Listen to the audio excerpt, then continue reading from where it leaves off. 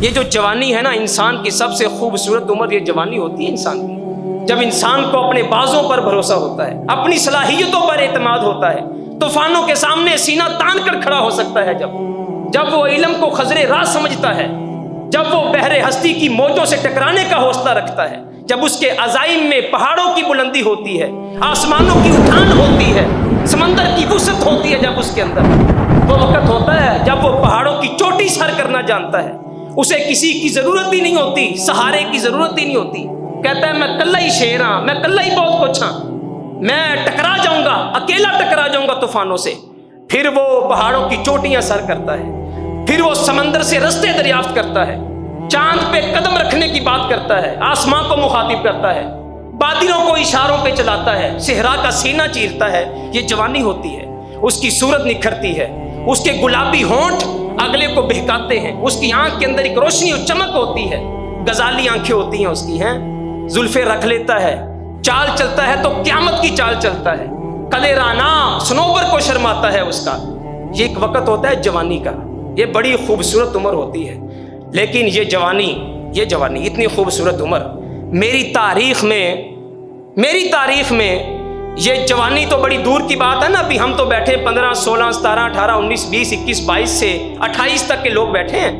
میں نے تو اپنی تاریخ میں 11 سال کے بچے کو میدان جنگ میں دیکھا، صحیح پوچھے تو آپ یقین کریں آپ،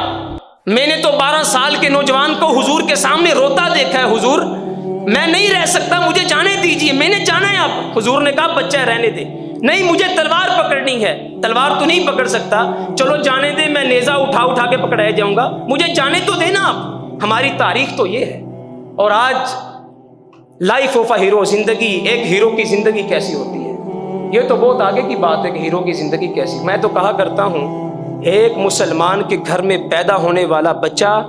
جو 15 سال تلک زندہ رہا ہے نا، وہ اس دنیا کا ہیرو ہے۔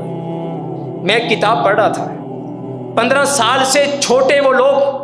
20 سال سے چھوٹی عمر کے وہ لوگ جنہوں نے انقلاب پیدا کیے، جنہوں نے بڑے بڑے ایوانوں میں لرزہ طاری کر دیا، جنہوں نے 15-20 سال کی عمر میں بڑے بڑے انقلاب پیدا کیے، بڑی بڑی ٹکریں لی، بڑے بڑے دشمنوں کو شکست دی، بڑے محاذ پہ لڑائی کھیلی، اور جنہوں نے بڑا نام پیدا کیا، 20 سال سے چھوٹے لوگ۔ اتنی موٹی کتاب تھی جو پڑھ رہا تھا میں نے اس کے اندر سے چند پھر نا وہ ایسے نقوش نکالے، آخر ایک ہیرو کی زندگی میں ہوتا ہی کیا ہے۔ اس کی زندگی کے اندر نظریات، اس کے اہداف، اس کے مقاصد، وہ اپنے گولز کو اپنی ذات پر ترجیح دیتا ہے۔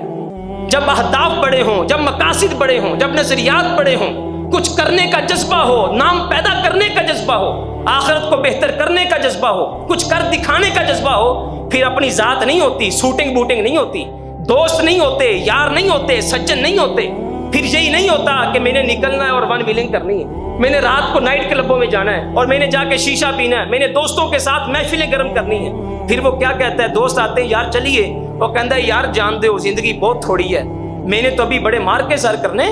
میرے تو مقاصد ہی بہت بڑے ہیں، میں تمہارے ساتھ جا کے ٹائم ضائع